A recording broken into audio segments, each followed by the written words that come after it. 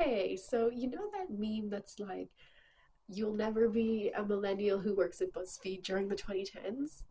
Well, that's how I feel, except for about YouTuber millennials of the 2010s. So that's what this video is going to be about. I'm basically going to be talking about, um, you know, the characteristics of what makes a millennial YouTuber from the 2010s, why that doesn't happen anymore, and just the nostalgia around YouTube during the 2010s in general.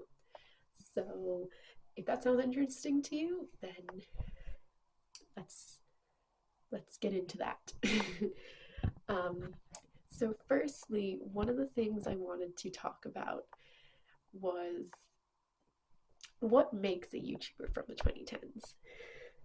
For I think you'll all mostly probably think about the YouTubers that got cancelled from our childhood, but it's not necessarily the only thing that I think of.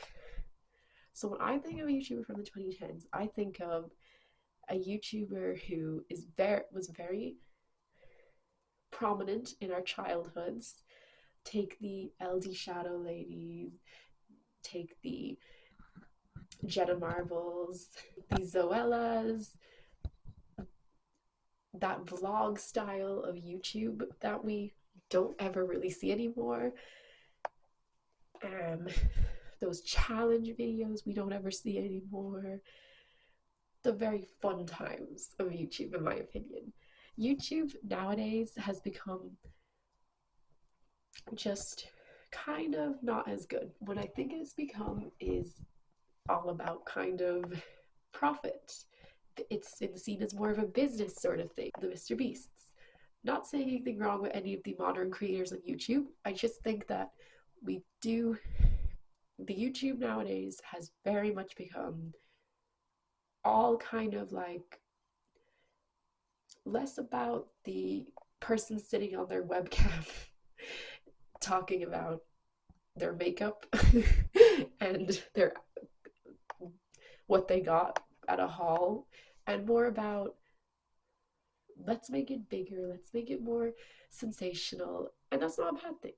I just But the 2010s YouTube was all about people blowing up from their bedrooms, just have it all just for their personalities alone. You'll never see that anymore, unfortunately, and that's kind of sad. Other things, trends cycle that started to pop up on YouTube that I've noticed is everything has become a lot more political. I mean, YouTube has literally just become rage bait and oh my god, I appeal to your political parties, so you must watch me. I'm going to complain about the same things that you think. And honestly, it's wasn't it didn't used to be like that. It used to be fun. It used to be all about kind of just watching people because you liked them, not because they agreed with your opinions. The problem with rage bait and just watching people who agree with your opinion, your political opinions, is it can kind of keep you in this cycle of either getting angry at everything that you don't agree with, and then seeing somebody agree with you and validate your opinion, and then it and then going back to the same thing. Anyways, but now I'm going to talk about things I miss from the 2010s.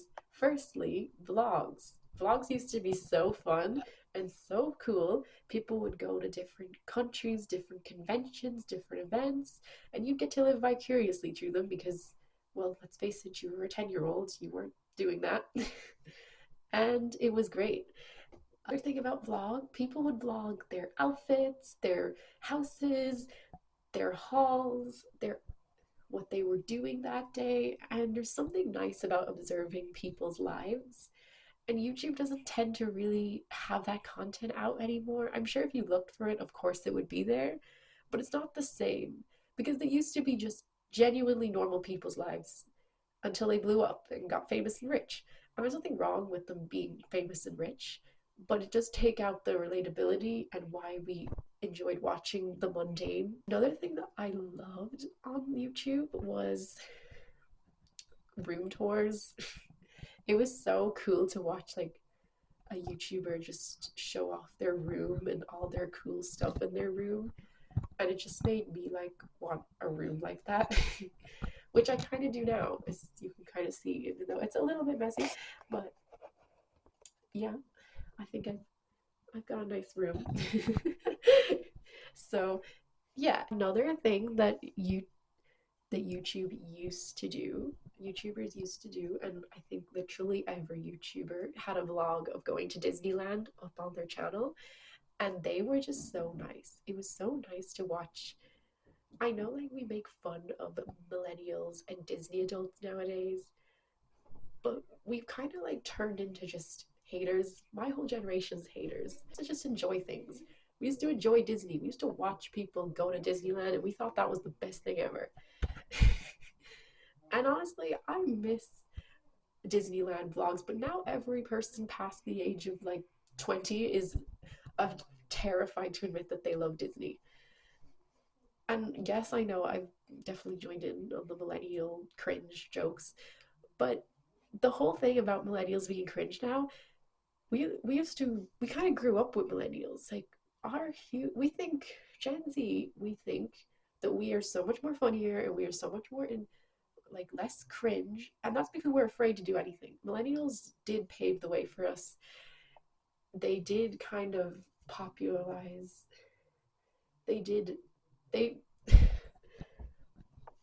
we grew up watching them. We took their aspects of their humor and their culture and we've kind of made them our own. And we've taken little things from that and we've created TikTok. Well, we didn't create TikTok, but you know, we've changed over to TikTok. And honestly, TikTok is just a very hateful place. I've actually deleted TikTok because I got so sick of it. But when it comes, but and then when I go to YouTube, which is always a reliable thing, even then I'm struggling to find videos from actual creators that I love. There are some creators that are amazing and doing a great job, but those ones don't upload as regularly as the trash content that's there for rage bait and celebrity gossip stuff, which I do love. I love a bit of celebrity gossip. But it's just we I do think that YouTube is too consumed by pop culture and what's going on in the world instead of fun, like calming, nice things and very and nice and good internet personalities. Um,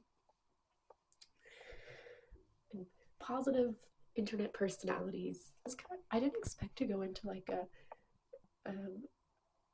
generation war, but I have been thinking a lot about the generation war that plagues our platform, which is Gen Z versus millennials. Which one is more fashionable? Which one is more whatever? And yes, millennials can be cringe, and they definitely brought a lot of this upon themselves. But at the same time, Gen Z need to stop being such haters. Because we hate on everything. And we use our terrible economy to use as an excuse to why we're so hateful, and it's turning a little bit repetitive. So I wanted to end this video off just saying that I don't think I'm alone on this. It's natural to feel nostalgic for a time in the past that is no more. I noticed during like the pandemic, a lot of people were being like, "Oh my God, remember my life is Ava, remember Nikki and Gabby," who are like also top tier 2010s YouTubers, and they kind of were our childhood. And yeah, I just miss I miss the way it used to be. I wish Gen Z could popularize this whole our own version of the 2010s YouTubers. But unfortunately, we live in a climate where YouTube is not quite the same as it used to be, and that's a little sad. So, yes, I'm afraid we will never be that millennial YouTube couple that have a separate channel I'll never be a millennial YouTuber who had a separate couple channel for me and my significant other that because people loved us so much together that we need a separate channel. I need a vlog channel and a main channel. And also, not to mention having like a really small dog and my own house at the age of 25. um, so that's all I wanted to come on and say was just um, a little bit of like things that were on my mind. And thanks for watching. I hope you had a little bit of enjoyment from this video. And if not, uh, sorry. Hope you had a little bit. Hope you had a little bit of enjoyment from this video, and hopefully you can tune in for more videos because I will be trying to upload more regularly. And thanks for watching, and bye.